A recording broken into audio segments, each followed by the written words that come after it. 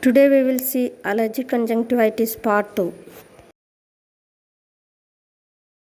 Vernal keratoconjunctivitis VKC or spring catarrh. Vernal keratoconjunctivitis is a recurrent bilateral interstitial self-limiting allergic inflammation of the conjunctiva having a periodic seasonal incidence.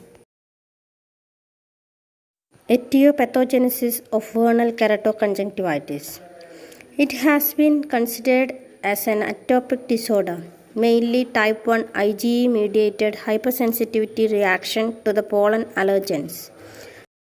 But now it is believed that pathogenesis of vernal keratoconjunctivitis is characterized by Th2 lymphocyte alteration and that the exaggerated IgE response to common allergens is a secondary event.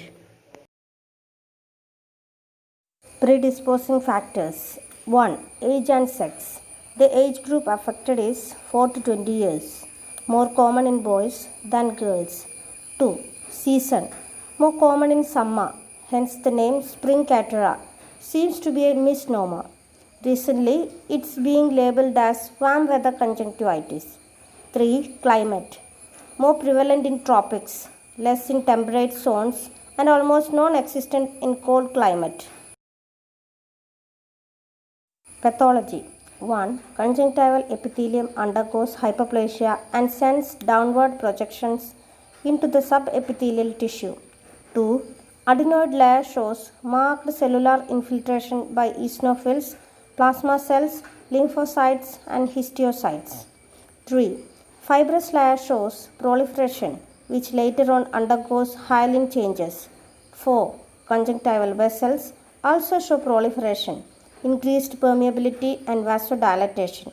All these pathological changes lead to formation of multiple papillae in the upper tarsal conjunctiva. Clinical features. First we will see the symptoms. Spring catarrh is characterized by marked burning and itching sensation, which is usually intolerable and attenuated when patient comes in a warm humid atmosphere. Itching is more marked with palpebral form of disease. Other associated symptoms include mild photophobia, lacrimation, stringy or ropey discharge, and heaviness of lids. Signs of vernal keratoconjunctivitis. It can be described in following three clinical forms. 1. Palpebral form. 2. Bulbar limbal form. 3. Mixed form. First one, palpebral form. In this form, usually upper tarsal conjunctiva of both eyes is involved. The typical lesion is the presence of hard, flat-topped papillae arranged in a cobblestone or pavement stone fashion, along with conjunctival hyperemia. In severe cases, papillae may hypertrophy to produce cauliflower-like excrescences of giant papillae. Conjunctival changes are associated with white ropey discharge. This is a picture showing palpebral form of vernal keratoconjunctivitis. You can see the cobblestone appearance on the upper tarsal conjunctiva.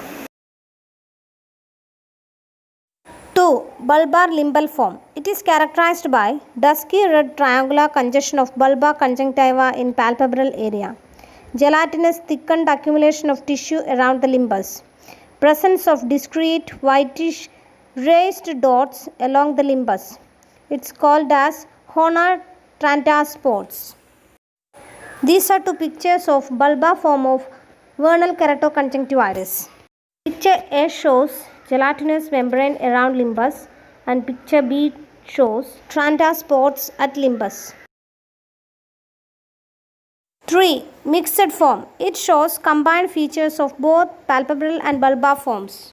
That means in mixed form there will be cobblestone papillae, hexagonal papillae, gelatinous limbal membrane, Trantas spot, dusky red triangular congestion in one patient. Vernal keratopathy. Corneal involvement in vernal keratoconjunctivitis may be primary or secondary due to extension of limbal lesions. Vernal keratopathy is more frequent with palpebral form and includes following 5 types of lesions. 1. Punctate epithelial keratitis involving upper cornea is usually associated with palpebral form of disease. The lesion always stained with rose bengal and invariably with fluorescent dye. 2. Ulcerative vernal keratitis, shield ulceration. It presents as a shallow transverse ulcer in upper part of cornea. The ulceration results due to epithelial macroerosions. It is a serious problem which may be complicated by bacterial keratitis. 3. Vernal corneal plaques. It's due to coating of bare areas of epithelial macroerosions with a layer of altered exudates. This picture shows vernal keratopathy. Picture A shows shield ulcer and B shows vernal corneal plaque. 4. Subepithelial scarring occurs in the form of a ring scar. 5.